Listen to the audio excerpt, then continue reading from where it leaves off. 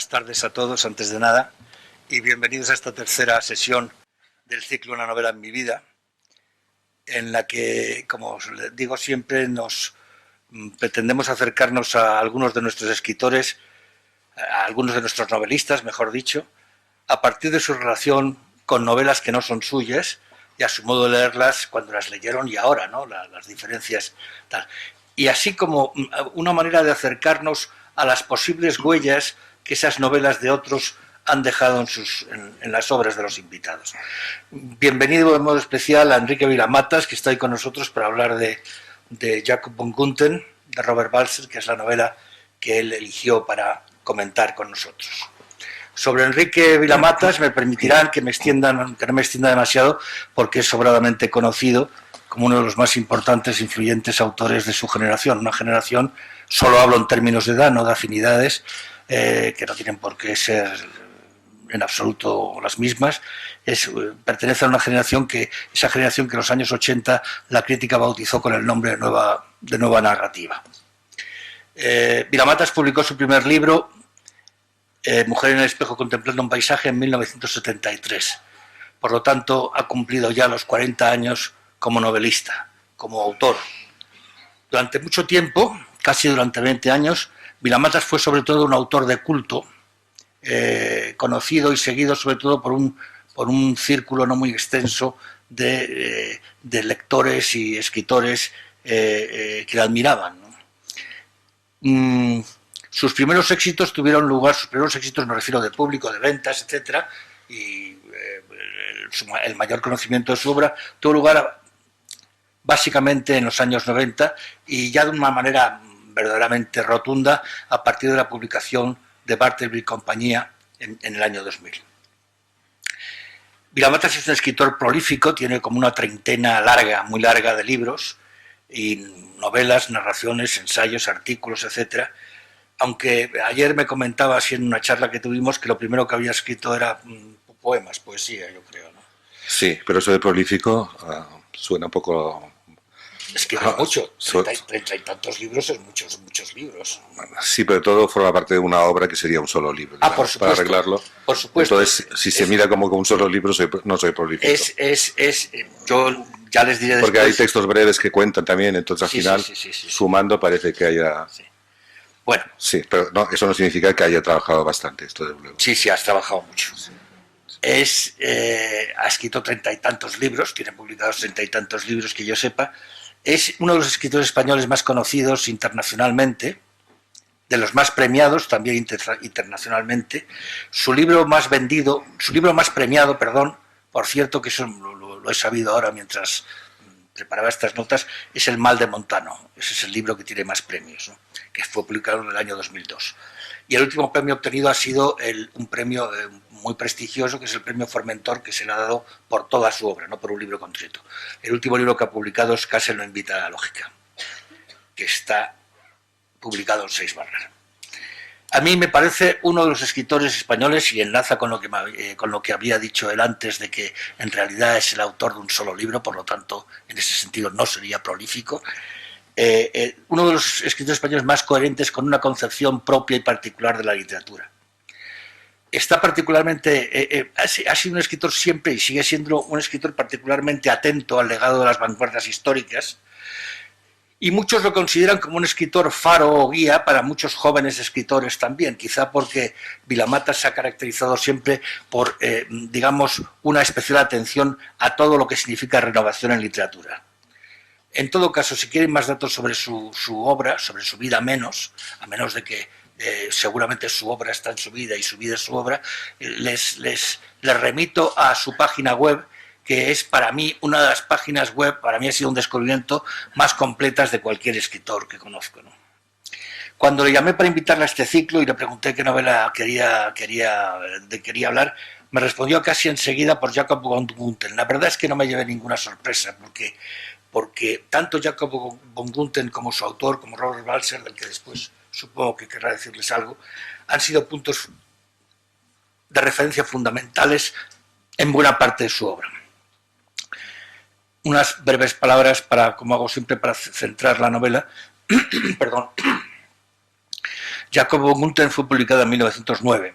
Su argumento, que siempre lo hago una pequeña sinopsis aquí para que si no lo han leído algunos pues sepan más o menos de qué va, es a la vez muy sencillo pero muy difícil de explicar.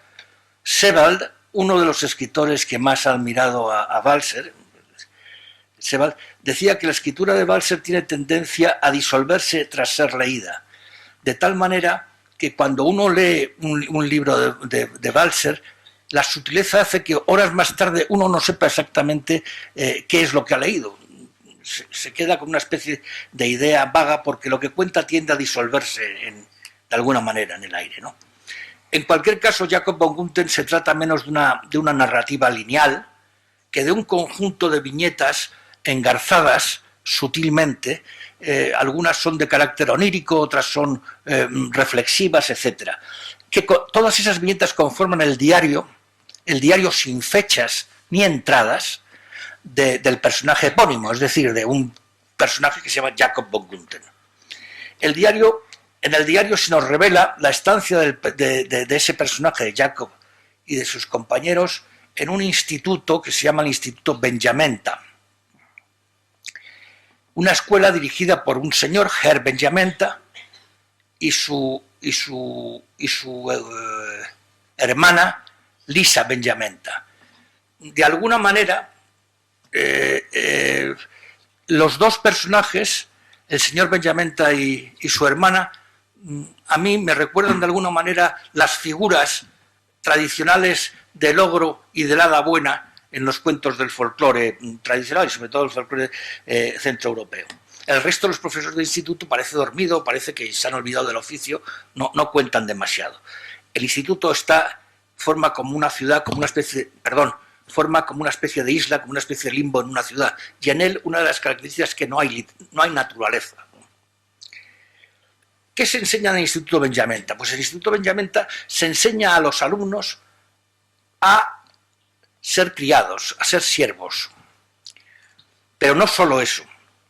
Lo que allí se enseña fundamentalmente es a eliminar cualquier aspiración a ser alguien en el sentido de ser alguien conocido, alguien poderoso, alguien importante, ¿no? Entre comillas, todo esto. El verdadero objetivo de la enseñanza en el Instituto Benjamenta es que los alumnos se conviertan en ceros a la izquierda, en donnadies, que no cuenten. El diario de Jacob von Gunther nos cuenta cómo es la enseñanza, cómo son las relaciones en ese instituto, y vamos viendo la progresiva aceptación de Jacob precisamente de esas enseñanzas, de cómo llegar a no ser nadie. De Balzer, el autor, les voy a decir también muy poco, porque insisto, es el que sabe verdaderamente más es Enrique. Nació en Vienne, cerca de Berna, en 15 de abril de 1868 y murió en el Sanatorio Mental de Herisau, en el cantón de Appenzell, también en Suiza, el día de Navidad de 1956, sin hacer ruidito. De repente se murió sobre la nieve.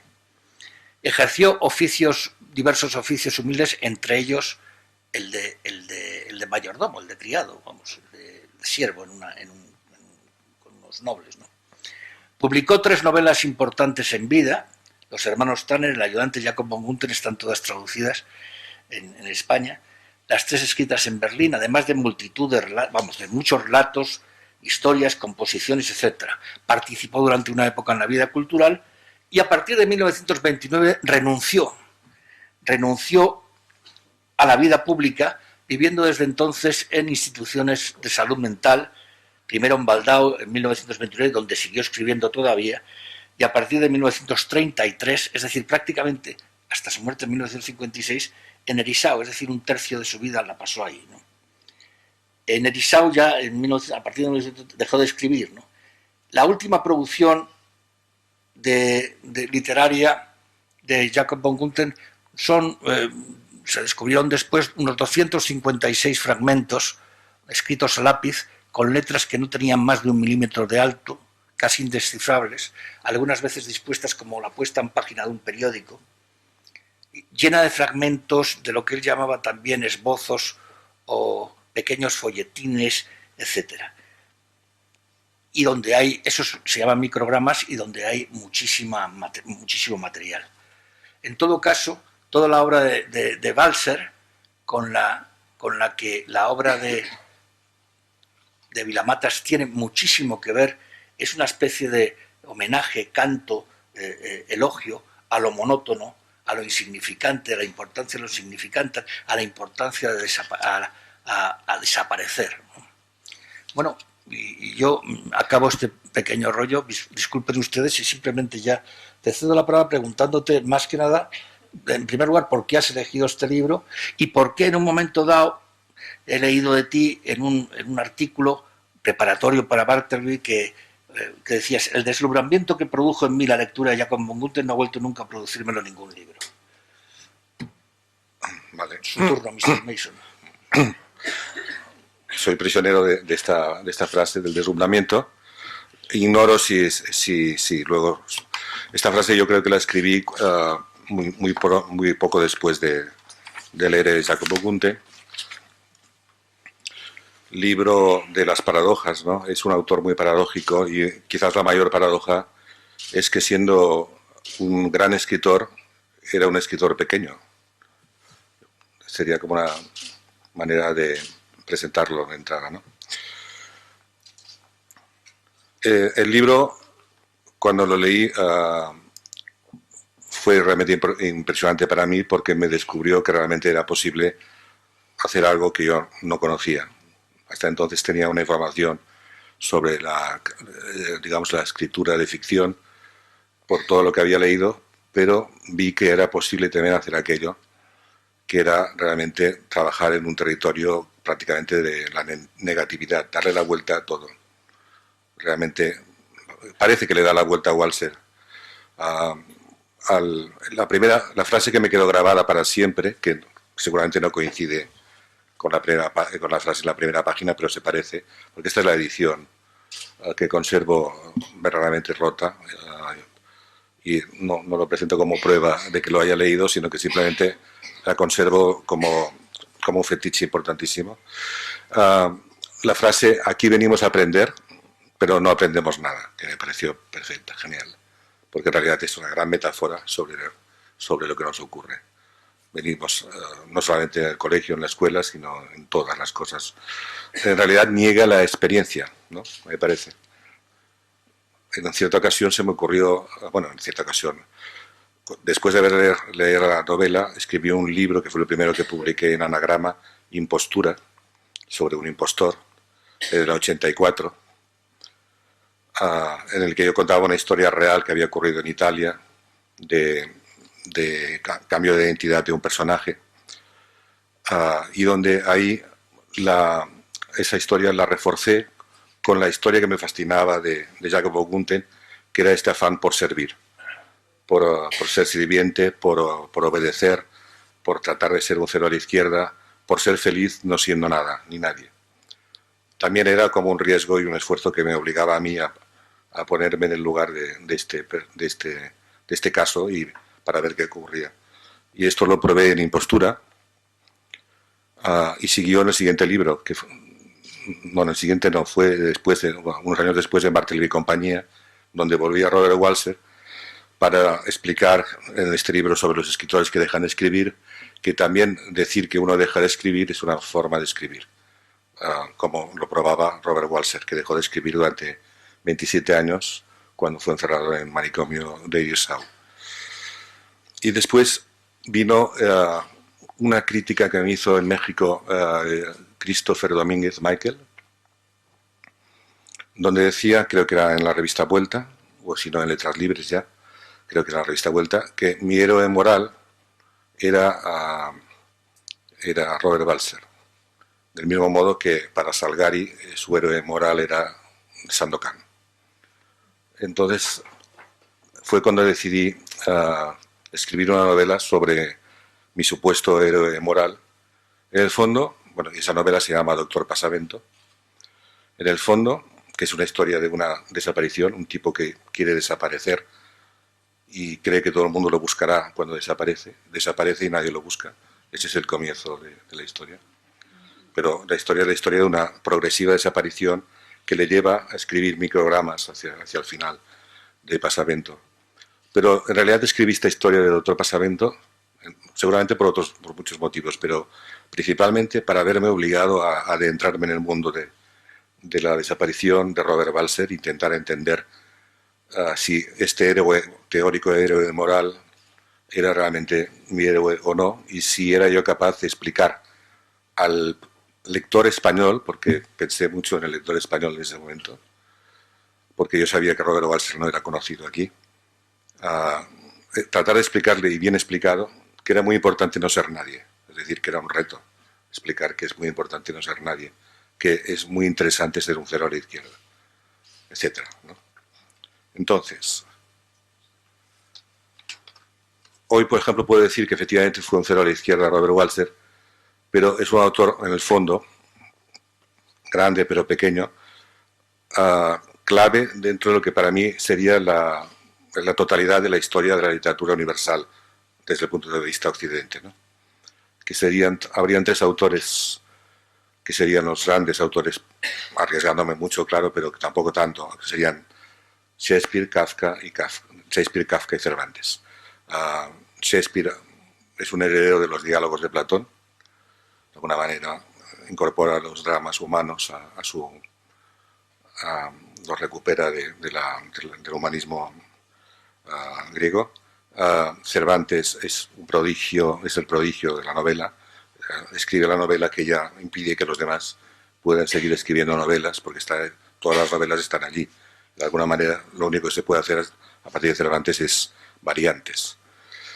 Que eso me conduce a Bartleby y compañía también, que ya en realidad está todo escrito, supuestamente está todo escrito. Porque, por otro lado, hay esta frase de Macedonio Fernández en la que nos sitúa a Dios creando el mundo con una voz que le dice: el mundo ya está hecho, no hace falta que lo hagas.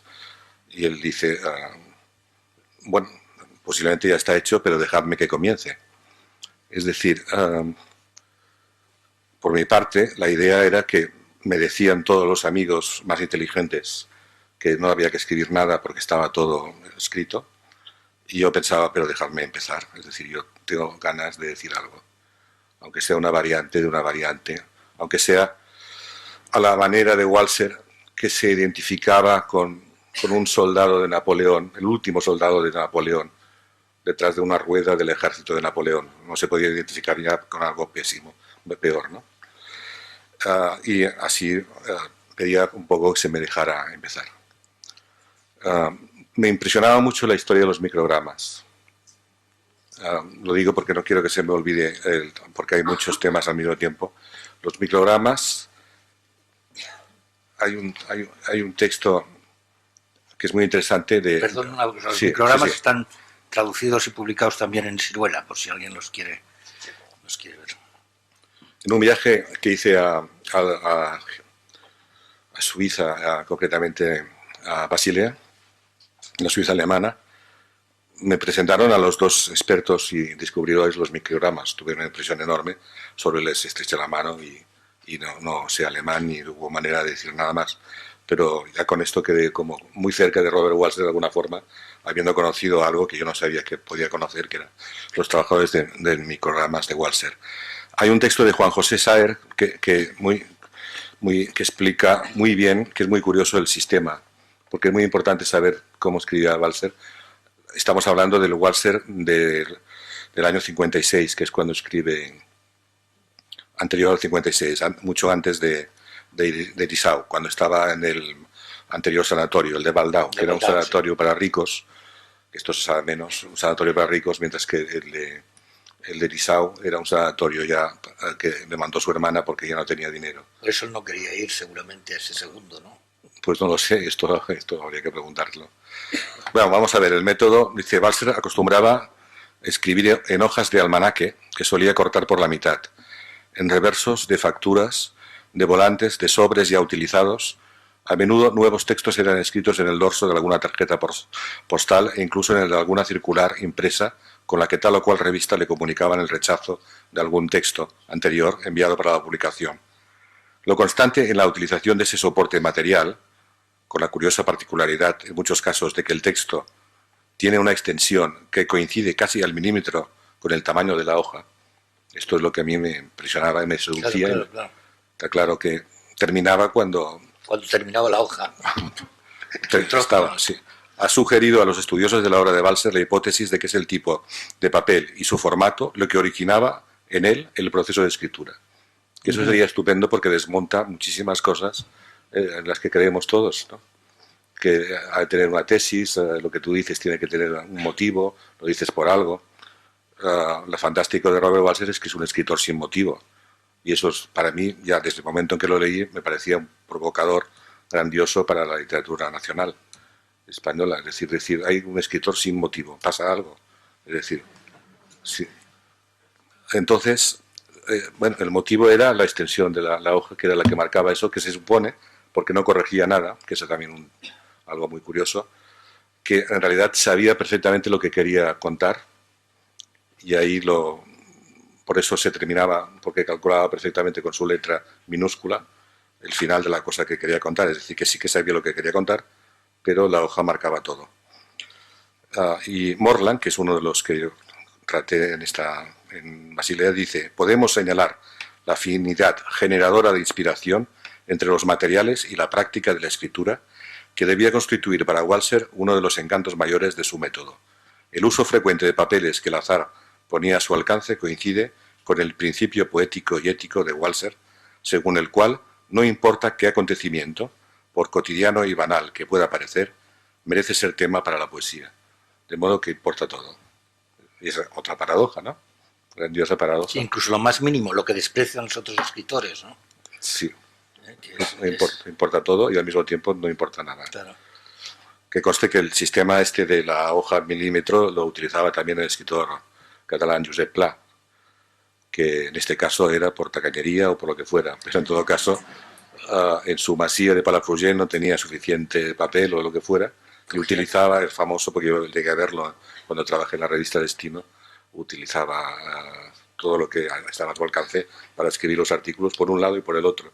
Es decir, que era un caso diferente, pero que demuestra que todo es posible. Tú también haces eso, porque tengo entendido, según decías en el artículo, vamos, en el texto que publicabas en el primer número de Granta en español de la nueva serie, decías que tienes una especie de archivo del futuro. ¿Cómo lo llamas? Bueno, se llama Manual de Futuro. Manual de Futuro, un archivo en internet donde vas colocando también fragmentos, citas, tal, parecen como microgramas de alguna manera, ¿no? A tu estilo, ¿no? El título original de Manual de Futuro era Lo descartado, que era un título muy tajante. Lo descartado, que podía dar para un libro entero. Era lo que supuestamente yo descarto, pero que publico. Estaba bastante elaborado, pero corresponde a una realidad, que es la cocina del escritor, donde anoto frases con la idea de utilizarles cuando llegue el momento, para no perderlas de vista, pero que por no ser utilizadas se convertían en una necrópolis de frases, de citas, y nada que ver, supongo, con Robert Walser. Ya me gustaría, ¿no? Bueno, pero me gusta ese tema también fragmentario, de cosas importantes y no importantes a la vez que debes tener ahí, a juzgar por la antología que pones ahí de algunas cosas, ¿no? Que, aunque las hayas elaborado, pues hay textos de... Es una página que pertenece a un documento Word, y que antes todo el mundo lo que tenía eran folios donde apuntabas y apuntabas. Entonces, en la página Word lo que pasa es que no lo reproduje completo. Estaban incluso las cuentas corrientes de personas que me deben dinero, o sea que... no está mal tampoco. Y tenía algo también de... Que sí, lo que cuenta y lo que no cuenta. Sí, también tenía algo de diario, porque también había anotaciones personales, y ahí era un cajón desastre, pues, donde caben todo. Bueno, hablo en pasado, pero lo sigo teniendo, ¿no? Ya. Lo que pasa es que para publicarlo lo convertí más en un texto muy elaborado, aparentemente no elaborado, pero muy trabajado. De hecho, estuve más de una semana para componer ese texto breve, siguiendo un poco lo que hace el escritor americano David Markson, que compone novelas a base de frases que teóricamente cada una por separado tiene validez, pero al mismo tiempo se nota que a la larga hay como una trama secreta que va recorriendo ese libro de citas, que no es fácil de hacer. Yo lo hice a media distancia en este artículo que he publicado. No sé si sabría mantener, digamos, esa capacidad de intriga mínima para que realmente acabe siendo una novela, puesto que una novela puede ser tantas cosas que... Una novela de fragmentos, ¿no? Una novela de fragmentos, sin duda.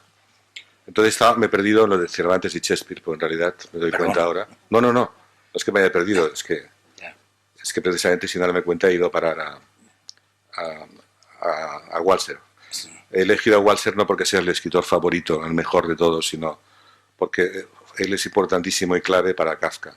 Y por lo tanto forma parte de la literatura universal, porque él está ahí en uno de los 3 nombres claves de lo que yo entiendo que es lo más supremo, digamos. Y está con Kafka porque no solo Kafka leía a Jacob von Gunther a carcajada limpia. Sí te gustaba, sí. Que ahí es donde la duda es, Robert Walser sabía que tenía humor, sabía que, porque podemos leer un momento cualquier fragmento y vemos que suena humorístico al máximo actualmente, como debía sonar en 1900, la fecha que has dicho, 9, que se publicó, Sí. ¿no? El libro. Realmente es un libro que marca la literatura del siglo XX, por la fecha de publicación, porque da paso a Kafka, que sale de Dickens, pero también sale de Walser, porque al mismo tiempo que Hambre, el libro de Knut Hamsun, por ejemplo, crean estos personajes solitarios, estos personajes que son como los copistas de Kafka, ¿no? Personajes, los secretarios de Kafka, estos administradores de Kafka, estos personajes secundarios, que nos remontan a Walter el escribiente también. Es decir, y de hecho uno de los oficios que Walser tuvo, que esto es muy curioso, que me encanta por otra parte, se retiraba, dice, de cuando en cuando a Zúrich y trabajaba en una cámara de escritura para desocupados, que es el nombre walseriano, pero es auténtico. Trabajaba en una cámara de escritura para desocupados, que en realidad los desocupados eran los desempleados, pero en definitiva desocupados y desempleados.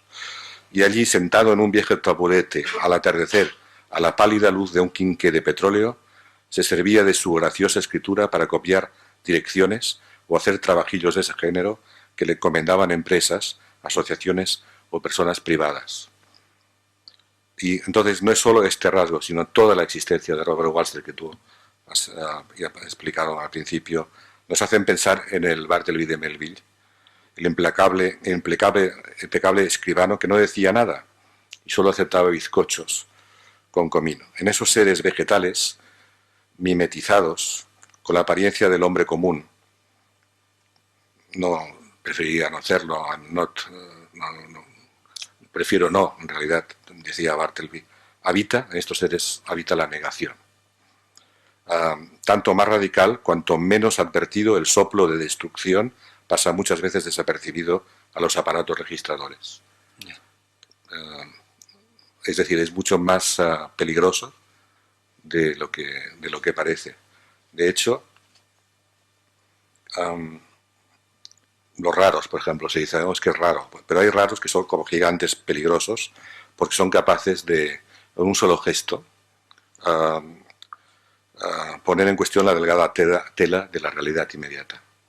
En este sentido volvemos al escritor pequeño y grande al mismo tiempo.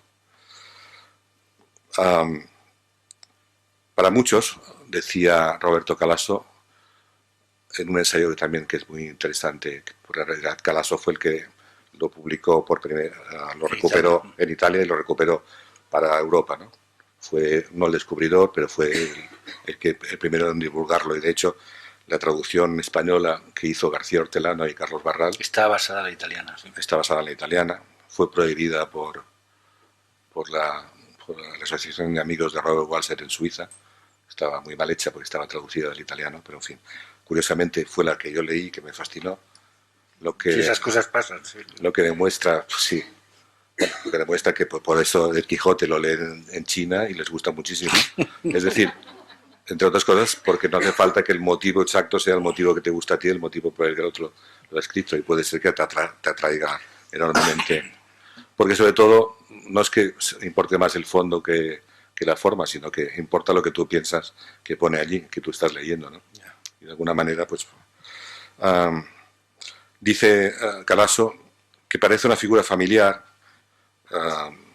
Balser, pero y que puede incluso llegar a leer, se puede incluso llegar a leer que su nihilismo es, sin embargo, grácil y doméstico, burguesa y helvéticamente bonachón, un suizo medio campesino bonachón. De hecho, aquí en Jacob von Gunther se ríe de un compañero de escuela que dice que es campesino. Empieza diciendo que es el campesino ideal porque es absolutamente limpio, sin problema, huele muy mal, pero es buenísima persona, puedes fiarte de él. Entonces nunca sabes a qué atenerte. Al final dice que es un horror, ¿no? Pero todo queda claro, porque insiste en que le gusta. Y es al contrario, este personaje de Walser, un personaje remoto, una vía paralela de la naturaleza, un filo casi indiscernible. Una vía paralela de la naturaleza porque en realidad, lo has dicho antes, en Benjamenta no hay naturaleza. Dice que no hay naturaleza. Que yo creo, y tengo que decir, es una de las cosas que más me gustó porque no se me había ocurrido, que se podía hablar de lo que pasaba dentro de un lugar que no pertenecía a la naturaleza. Jamás se me había ocurrido, y yo creo que influyó mucho esa frase cuando él dice, aquí no hay naturaleza, directamente. Que pensé, qué alivio, porque me voy a concentrar en la mente y en lo que ocurre en esa mente. Yo pensando en eso también, vamos a ver, el Jacob von Gunther fue publicado en 1909 y El castillo de Kafka, como ha explicado Enrique, era un gran admirador y se lo pasaba muy bien leyendo Jacob von Gunther. El castillo se publicó en 1926, póstumamente. Entonces, yo creo que tanto el Instituto Benjamenta, no sé lo que tú opinas, pero tanto el Instituto como el castillo de Kafka son dos de los lugares cerrados, de alguna manera, sin naturaleza, más importantes en la historia de la literatura del siglo XX, ¿no?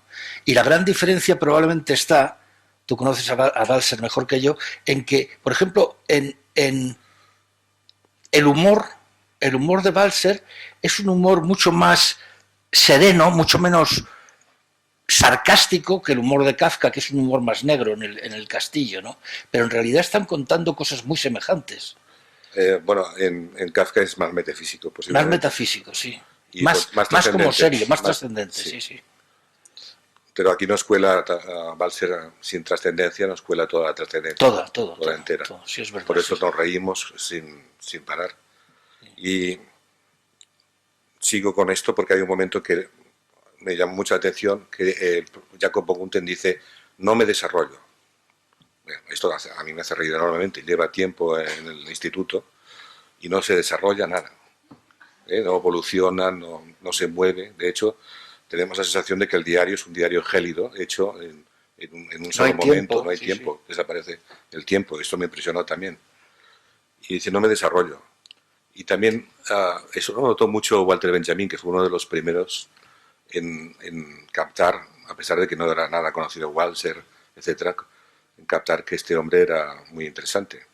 Porque él dice, es curioso porque su prosa jamás se desarrolla. Es siempre como teóricamente plana, no parece que va a algún sitio, no va a ninguno, va desarrollándose de una forma que no se desarrolla. O sea que está en consonancia con el estilo, sería, ¿no?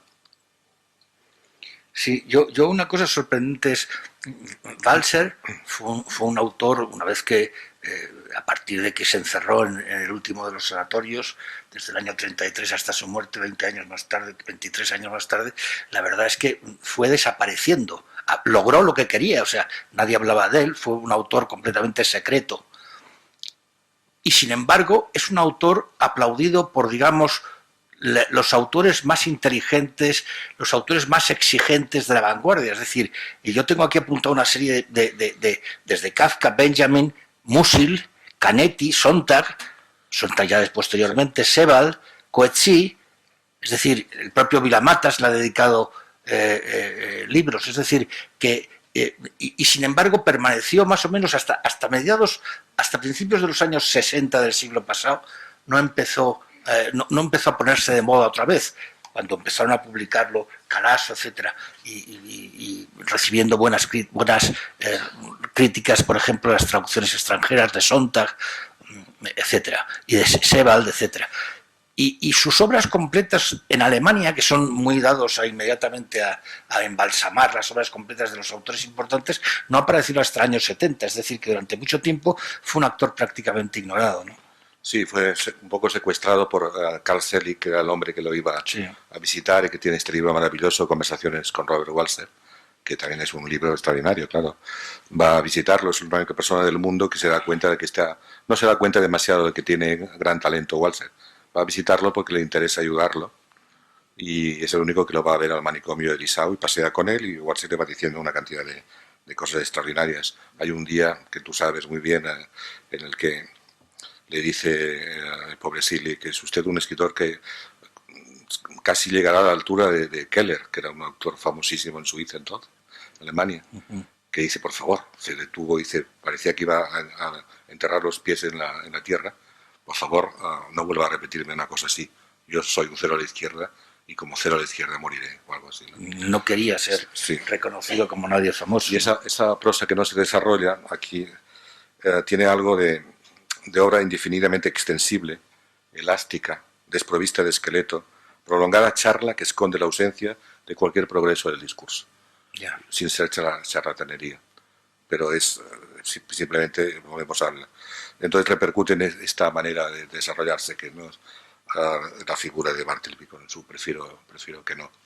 Hay un cuento, un micrograma, que me descubrió la artista visual, la artista conceptual Dora García, hablando acerca de Robert Walser, que está en un micrograma que yo no sé si ha sido traducido, creo que no, en español, que ella ha traducido del alemán y que es muy breve, pero es muy interesante, dice mucho también sobre el propio Walser. El micrograma alude a la costumbre que tenemos ante una sopa demasiado caliente de comenzar a cargar la cuchara por el borde de la masa líquida y así sucesivamente toda la sopa va convirtiéndose en borde hasta que logramos comernos el centro, breve conversión del centro en borde, ¿no? Por borde entendamos también la orilla, lo marginal. Lo marginal es el centro también. Y en ese micrograma, Walser recibe la visita de un escritor importante, dice Walser, un escritor importante al que muestra su casa. Y en ella hay una habitación central que Walser llama la habitación auténtica. Ninguno de los dos escritores entra en ese cuarto por hallarse dentro de otra habitación que es bella y acogedora. Y Walser se pregunta si, al igual que nos ocurre con la sopa caliente, si acaso escribir no consistirá en dar vueltas hasta el infinito acerca de aquello de lo que realmente queremos hablar. Creo que es extraordinario, está hablando de lo indecible también, ¿no? Y al mismo tiempo observa que uno cuando escribe no hace sino postergar ese algo tan importante que quiere mostrar y acaba hablando o escribiendo sobre otra cosa completamente accesoria.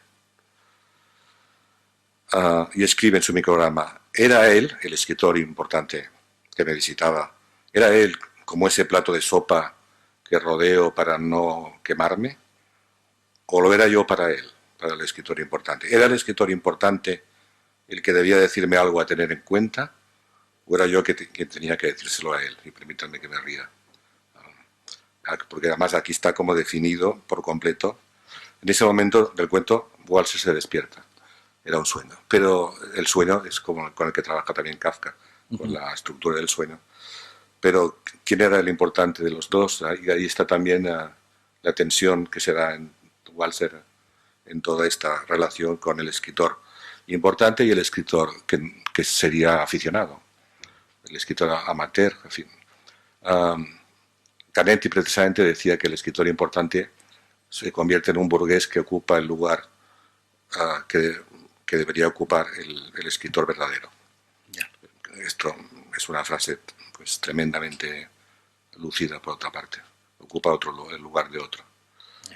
Al convertirse en un escritor consagrado, importante o algo por el estilo. Y también ahí está Walser puro. Por cierto, hay una cosa que a mí me llama mucho la atención y es, vamos a ver, tú mismo has dicho en alguna ocasión que durante 20 años no te hicieron caso, prácticamente, la crítica, etcétera, no te hicieron caso.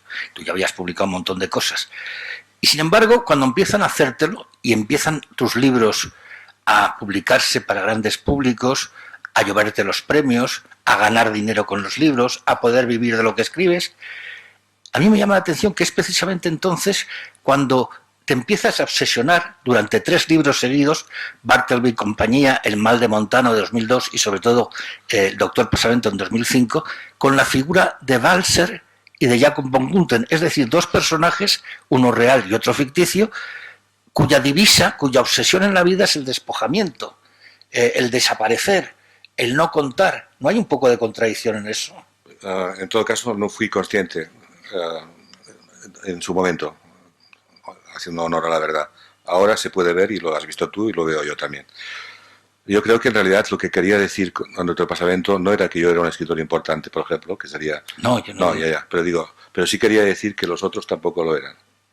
Es decir, y esto yo sí que me conozco y pienso que estaba detrás. Esa idea de decirlo muy sutilmente. Una pequeña maldad. Tan sutilmente que no lo notó nadie, ¿no? Doctor Pasavento. Todo el mundo habló de la idea de la desaparición, que está en el centro del libro, por otra parte, ¿no? Pero claro, la propuesta era ¿por qué no somos conscientes de que desaparecemos todos? Y punto. En todo caso era...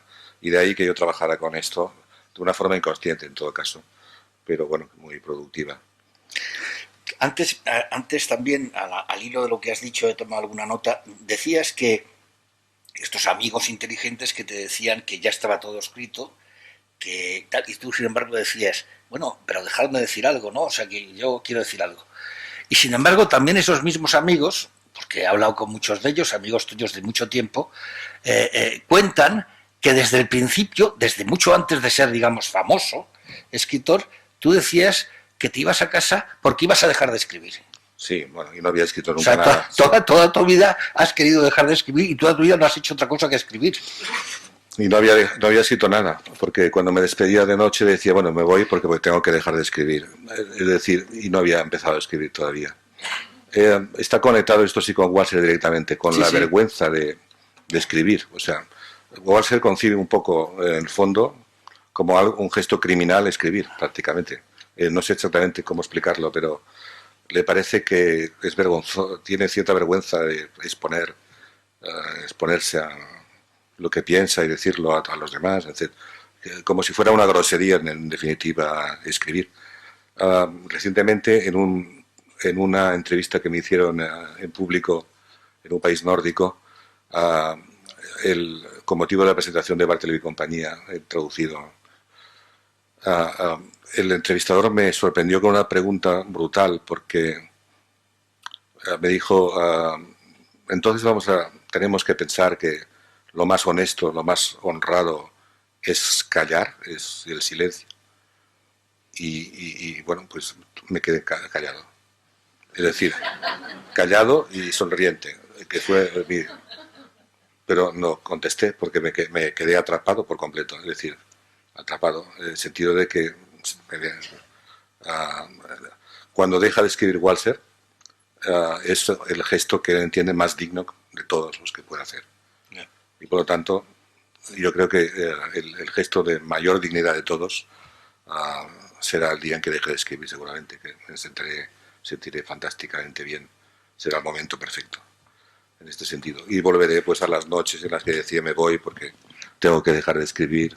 Pero me decían, ¿pero escribes tú? Bueno, claro, no se sabía esto. Y tengo que explicar que con Doctor Pasavento, que es una novela en la que lo pasé realmente bien y muy enloquecida. Claro, estupenda. Pero que en un momento determinado la señora Yvette Sánchez, que todo el mundo me dice que no es un nombre para un personaje alemán, pero que existe, que vive, que es catedrática de literatura española en St. Gallen, en la Suiza alemana, que no le puedo cambiar el nombre, es de padre venezolano, pero de madre alemana, suiza, se ofreció a llevarme al manicomio de Dessau para que lo viera. Y a mí me impresionó mucho, porque es como si me dicen, te vamos a llevar a la casa de Shakespeare, no está Shakespeare, pero verás dónde vivía. Y que fuera la casa prácticamente igual que como estaba en época de Shakespeare. Entonces era un día inolvidable en el que nevaba en una carretera en un pueblo perdido de la Suiza alemana. El coche avanzó hacia una colina donde arriba estaba el manicomio de Dessau. Yo estaba a la mitad de la novela, Doctor Pasamento. Hacía medio año que Ivette Sánchez me había dicho que cuando fuera a su universidad me lo agradecería llevándome a Erisao. De modo que yo empecé a escribir Doctor Pasamento para llegar al día en que fuera a Erisao y allí describir lo que me pasara en Erisao dentro de la novela. Y luego ya veríamos cómo continuaba. Entonces, una vez en el manicomio, había una sala de espera, que la recordaré muy bien a mano izquierda, que estaba decorada con un micrograma de Robert Walser, muy inquietante, naturalmente. Estábamos en un manicomio y había un micrograma gigante. Y apareció, que yo no lo quería para nada, el director del manicomio, llamado por Ivette para presentármelo. Me presentó al doctor Kaji, un doctor diferente del doctor que tenía Walser en el año 56, que era un señor muy, muy puesto, mientras que este señor era más bien un doctor Kaji algo moderno, hombre diferente. No digo a quién me recordaba, pues sería un lío ahora. En todo caso, yo no hablo alemán, por supuesto, que iba hablando Ivette con él, y al final me dijo Ivette, ¿quieres preguntarle algo? Y le dije, pregúntale si me puedo quedar aquí en el manicomio, si puedo ingresar en el manicomio. Lo dije con la idea clarísima de que quería continuar la novela, y por lo tanto, para ver lo que pasaba en la novela, me iba a quedar en el lugar y a ver qué ocurría y cuál era la conversación que tenía con los personajes de Jacob von Gunther que estaban seguro alojados allí, ¿no? Entonces oí un no rotundo, un no enorme por parte del doctor Kaji, a lo que siguió otra pregunta mía más suave para ver si podía tener un permiso de un día para quedarme un día allí, otro no rotundo y un tercer no a otra propuesta. Y luego ya mostró la puerta de salida. Después de darme unas explicaciones sobre la esquizofrenia y un libro que le había escrito sobre la esquizofrenia para justificar la actitud que habían tenido sus antecesores de tener prisionero a Kassel, a tener prisionero a Walser. Entonces salí de allí frustradísimo porque no sabía cómo continuaba la novela. Y me encontré con un argentino que estaba hablando con los enfermeros del manicomio y descubrí que los enfermeros hablaban y fumaban con los locos internados, que también fumaban, todos fumaban, y que estaban fuera del manicomio, es decir, que no tenía sentido que me hubiera quedado porque estaban afuera. Los tiempos habían cambiado y aquello era distinto. Puertas abiertas. Sí, y todos fumaban sin parar. Y esa fue la continuidad de la novela. Pude continuar contando lo que me dijo el argentino sobre la gente que estaba allí. Y ahí continuó Pasamento. Eso me lleva a preguntarte una cosa también que he pensado muchas veces. Tú escribes, bueno, no sé, habitualmente escribes sin un plan fijo. Pues yo lo que sí creo es que tienes una memoria prodigiosa. A mí me llama la atención, yo que no recuerdo casi nunca nada, tú tienes una gran memoria y capaz de recordarte una cara, gentes, frases, etcétera. Pero sin embargo, tus novelas dan la sensación de que te dejas mucho ir, que no tienes planes muy precisos. Me dejo ir, pero mantengo siempre la idea de la estructura, que es una palabra obsesiva en lo que hago, mental, es decir, que controlo siempre perfectamente los tiempos y lo que voy a narrar, que está siempre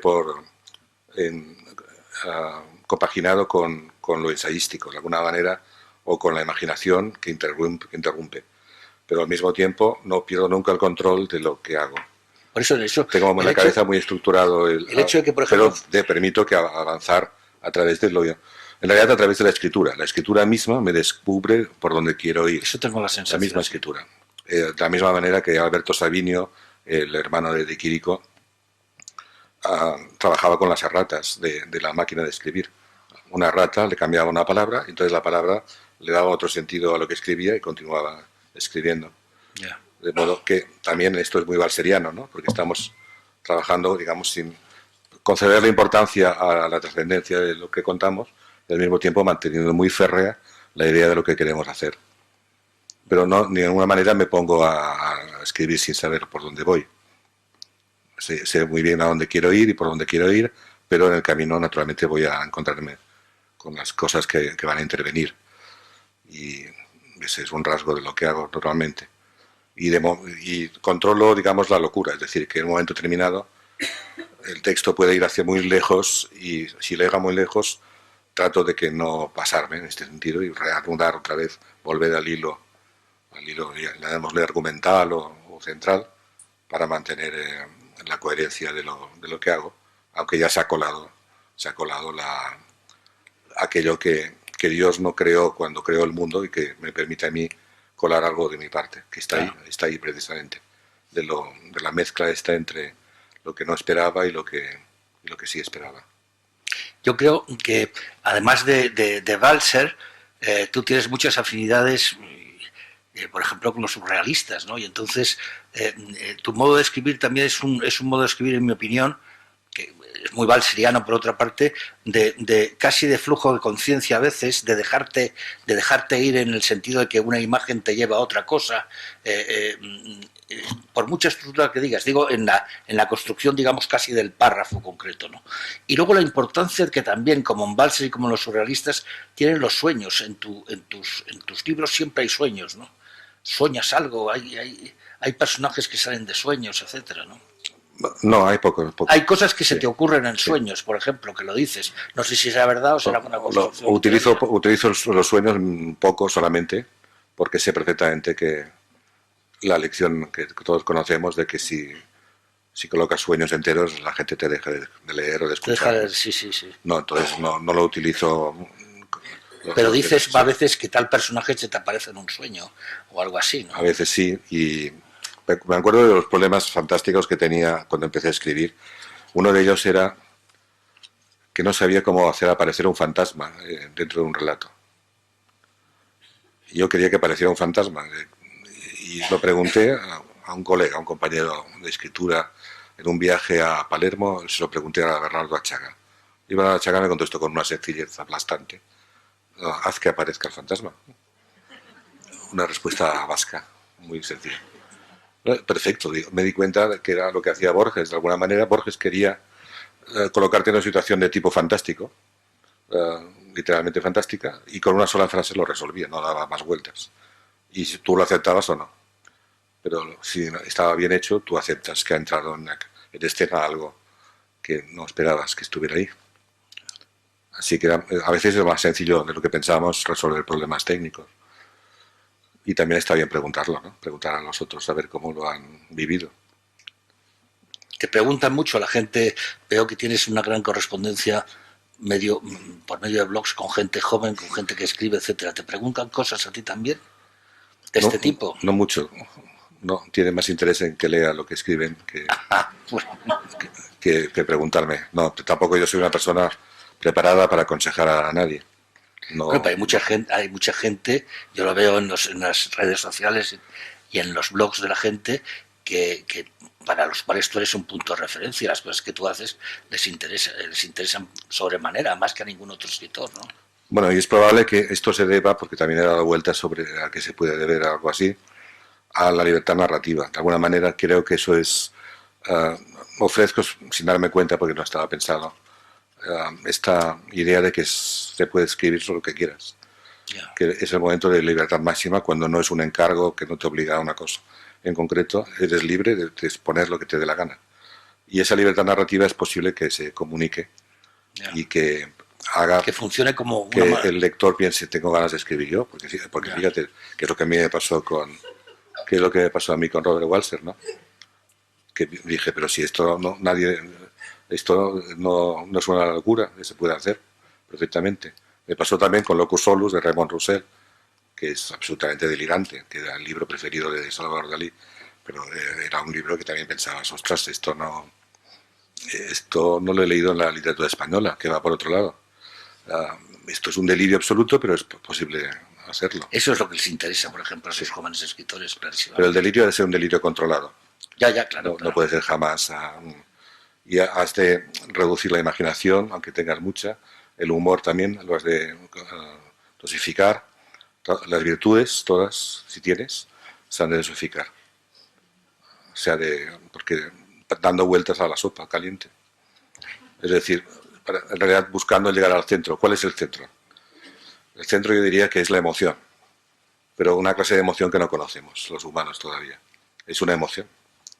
Pienso que es esto, y que todos queremos decir algo, y toda la literatura es aquello que decía Marguerite Duras, que en el fondo es mío, pero digo que es de Marguerite Duras para que tenga más... Como argumento de autoridad. Sí.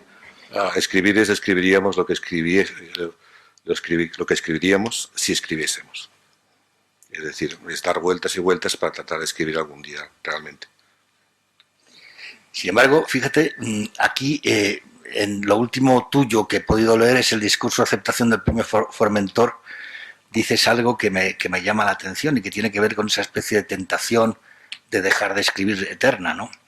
Dices, narro desde la sospecha de que el único camino abierto a la creación es aquel que es consciente de la imposibilidad de narrar y de que solo la pulsión negativa puede surgir, y que solo, perdón, de la pulsión negativa puede surgir la escritura por venir. Mi pregunta es, si el mundo ya no se puede narrar, y en ese sentido, en tu opinión, yo creo que por eso no sirve el realismo, ¿en qué consiste ya el poder de la literatura, si es que tiene alguno?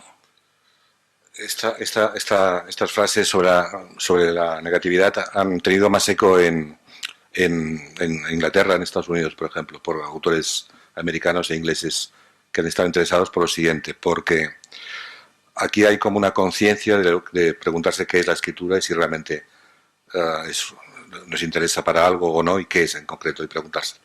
Entonces, aquel escritor que no se pregunta esto, desde mi punto de vista, es un escritor poco interesante, si es simplemente un escritor que se dedica pues, a contar algo y punto. Y me interesa mucho más el que se lo pregunta. Si parte de esta pregunta va a intentar hacer algo distinto, va a buscar incluso el negativo de lo positivo. Y ahí hay una frase de Kafka, que es un aforismo que es difícil de memorizar, pero dice, lo positivo ya nos ha sido dado, es necesario que hagamos el negativo. Entonces, esta frase la recogió, a mí me interesó mucho, pero la recogió Jean-Luc Godard y la aplicó al cine, que ahora ha desaparecido el negativo de las películas, por lo tanto, solo hay el positivo, y por lo tanto solo hay una cara. Y la literatura, como el cine, tiene que trabajar con el negativo, con lo que no se ha hecho, con lo que no está visible, con lo que falta, con el centro de la sopa, ¿no? En definitiva. Entonces, si el literato no es consciente de todo esto, la frase es un poco altiva, evidentemente, pero separa a los que realmente dicen aquello que yo oía cuando empezaba a escribir, que decían algunos entrevistados escritores de otras generaciones, no, yo escribo y basta. Bueno, pues muy bien, pero entonces no me interesa mucho porque no has pensado nunca nada. Eso es un poco lo que intentaba decir ahí. Yeah. Que no significa que sea dogmático por mi parte. No, cada cual lo puede interpretar como quiera. Es lo que tú pero dices. Me interesa mucho más los que aplican el pensamiento a lo narrativo y los que mezclan el ensayo que comporta la reflexión con la poesía, con lo autobiográfico y al mismo tiempo con la ficción. Sí, esa especie todo, sí. Esa especie de hibridez que ahora mismo está muy de moda, por otra parte también. ¿No? Ahora con resultados ante mi asombro está más de moda que antes, que cuando no. empezamos a hacerlo. Digo empezamos porque no fui desde luego el único, pero esto hace años ya. De modo que si está de moda ahora, y he leído que España ha entrado en la modernidad, ya porque tenemos la novela moderna, pues no sé, bueno, yo debo ser moderno desde hace mucho tiempo. Tú eres el moderno prehistórico ya, de alguna manera. Gracias. No lo decía en el mal sentido. Sí. Bueno, vamos a ver. Quería decir algunas cosas, preguntarte algunas cosas, y lo que pasa que es que ya no sé dónde están. Sí. Yo no sé si... son preguntas que hago a todo el mundo que viene a este ciclo. Digamos, son preguntas que tienen que ver con cómo leéis los novelistas, cómo leéis y cómo releéis, por ejemplo. La primera pregunta que tengo que hacerte en ese sentido es ¿en qué novela leída cuando fuera, si es que existió, tú tuviste la sensación al leerla de que tú también querías escribir novelas? O sea, ¿hubo alguna novela que dijiste, como me han dicho otros escritores, sí, aquella novela a mí me hizo pensar en que yo quería escribir o algo así, o no? Me dijiste, por otra parte, que habías empezado escribiendo poesía, ¿es verdad? Sí, sí. Bueno, es que esta pregunta siempre es una pregunta tremenda porque el que contesta normalmente se tiene que remitir a 50 años antes, en mi caso. Entonces me veo como un chaval de 14 años o algo así. Exacto, es lo que pretendo. Sí, y tengo que empezar a decir pues bueno, la verdad, y por lo tanto diré la verdad, leyendo Platero y yo, lo cual demuestra lo burro que era en aquel momento, pero al mismo tiempo, en Platero y yo, por la sencillez del lenguaje y el niño y el burro, pues ahí empiezo a ver que aquello me gusta. Y luego, sobre todo, leyendo La generación del 27, que por lo que fuera estaba a mi alcance en esta edad y me deslumbra el lenguaje, la manera de decir las cosas. Y empiezo con la poesía, y con la poesía española, ¿no? Del 27. Y después ya todo se complica mucho, ya empiezo a entrar en otras... Pero, y las ganas de escribir siempre han existido casi inmediatamente después de haber leído algo. Es decir, de hecho a los 13 años escribí una novela policíaca y fue muy celebrada en familia, y a los 14 escribí una novela metafísica. ¿Las guardas? Sí, las guardo, y además fueron ilustradas por mis tíos. Y creo que eso también tuvo algo que ver en que 10 años después me iba a los locales diciendo que iba a dejar de escribir. Pero bueno, había un impulso de escritura. Pero también, fíjate que nace de libros como Los cipreses creen en Dios, de John Naylor, porque era lo que estaba a mi alcance. Sí, todo vale. Sí, me han ofrecido más de una vez que escriba lo que opino de Los cipreses creen en Dios, que es una buena... Tendría que volver sobre eso, pero en todo caso me interesó casi inmediatamente, instantáneamente, la escritura y el leer y escribir. Y de hecho soy un lector que escribe, ¿no? De alguna forma.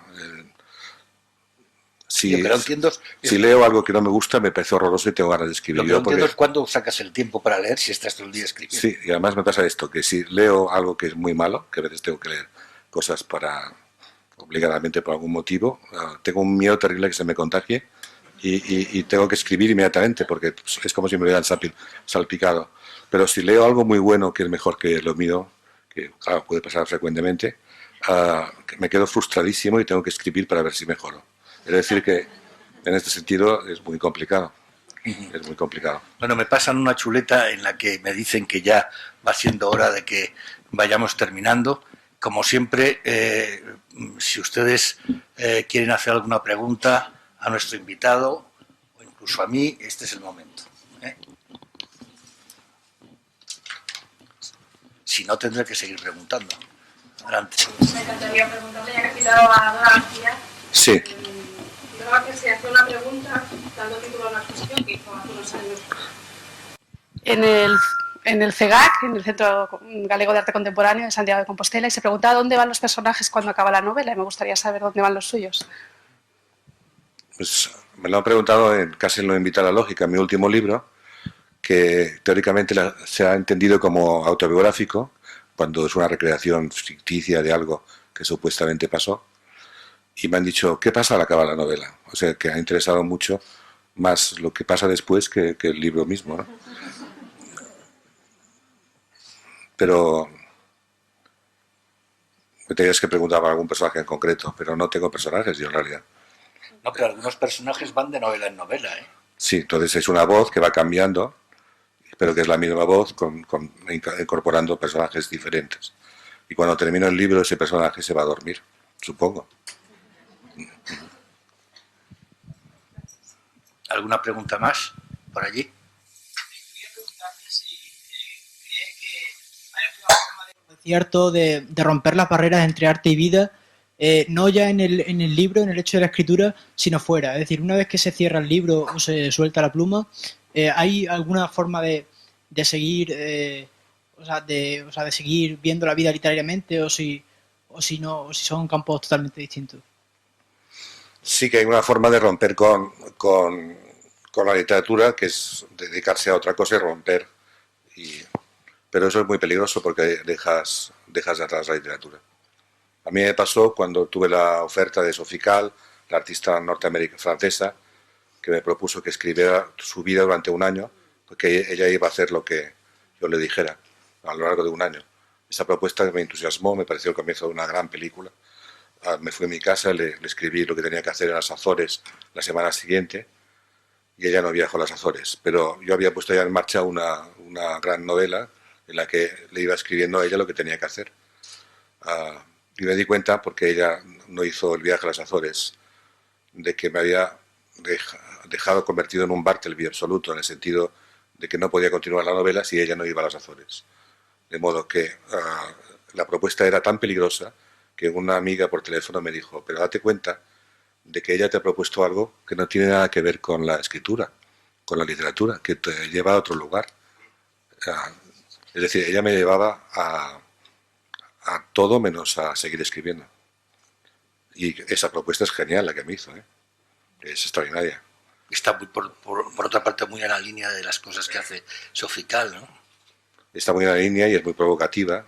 De todos modos, yo me vengué, ¿eh? Es decir, porque descubrí que lo había propuesto a 5 escritores franceses y americanos, que conozco además, que me contaron que les había propuesto lo mismo, y ellos no lo hicieron, no le escribieron nada, porque además tenían miedo de que ella era capaz de todo. De hecho, el día que me lo propuso en el hotel, en el Café de Flore en París, me dijo, se puso de pie de repente y me dijo, salvo matar, haré todo lo que digas. Y se volvió a sentar. Entonces yo miré hacia arriba por si había una cámara de estas, porque me parecía, todos los clientes miraron, ¿no? Y lo había propuesto a otros autores y ellos no lo hicieron. Curiosamente, personas parecidas de mi edad y también frágiles, en alguna forma, no, pero que fueron más listos a su manera porque decidieron no hacerlo, ¿no? Porque dijeron, si yo le digo que se tira del puente de Brooklyn, se va a tirar, es así. Así que no. Pero entonces lo que hice es escribir un cuento contando que me había propuesto ella, que me hubiera gustado que me lo propusiera y que conseguí a través de un amigo que ella me lo propusiera. Y entonces yo le conté lo que me había pasado, pero como si fuera una ficción, para poder contar algo que era real. Y al contar la propuesta y contar también que lo había propuesto a otros, etcétera, Te vengaste. le anulé la posibilidad de que arruinara la vida de otros escritores. Está bien, eres un asesino. Bueno, es la vida o la literatura, ¿eh? En este caso. Por allí, este señor.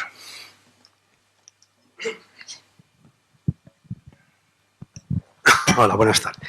2 preguntas rápidas. Una, si pudieron influir en los problemas psiquiátricos que tuvo Robert Walser perdón, a lo largo de su vida, las convulsiones políticas europeas de finales y principios del siglo XX, eso por un lado, y por otro, si se le puede considerar a Walser la versión alemana del Joyce irlandés. Lo primero creo que no, aunque no lo sé seguro, pero en realidad él tenía un problema familiar ya de antecedentes familiares, de esquizofrenia, y temía volverse loco, temía tener problemas sobre esto, muy de antemano. Y eso influyó bastante en que finalmente, fatalmente, se produjo. Pero fue una esquizofrenia suave, según todo lo que se sabe, porque no tuvo ataques a lo largo de los años que estuvo en Erisao. Y era más bien algo congénito o familiar, de alguna manera. Y lo que dice en las conversaciones con Silic, hay un momento que, hablando de Hitler, de los alemanes, dice que si todo se arreglaría si lo dirigiera todo una mujer. Él dice, si hubiera una mujer al frente de esto, no se acabaría este problema. Le dice a Silic, no está mal visto, hay que aportar soluciones, ¿no? Otra sería la que tenía Caro Baroja, que decía, para solucionar esto hay que llevar trenes cargados de psiquiatras. Julio Caro Baroja. Muy bien. Pues había una segunda pregunta, pero que no. Perdón, sí. Sí, si se le puede considerar a Walser la versión alemana del Joyce irlandés. Yo no lo sé muy bien esto. Creo que no. Me parece que no. Seguro podríamos encontrar puntos en común, como el trabajo sobre lo cotidiano y dar importancia precisamente a lo que no se daba importancia hasta entonces, al aburrimiento, las 24 horas del día, al hombre de por ahí, sí, desde luego. En todo caso, fueron contemporáneos Y sí. La respuesta es sí en vez de no. Sí. Bueno, pues muchísimas gracias a todos. Muchísimas gracias, Enrique. Muchas gracias a ti.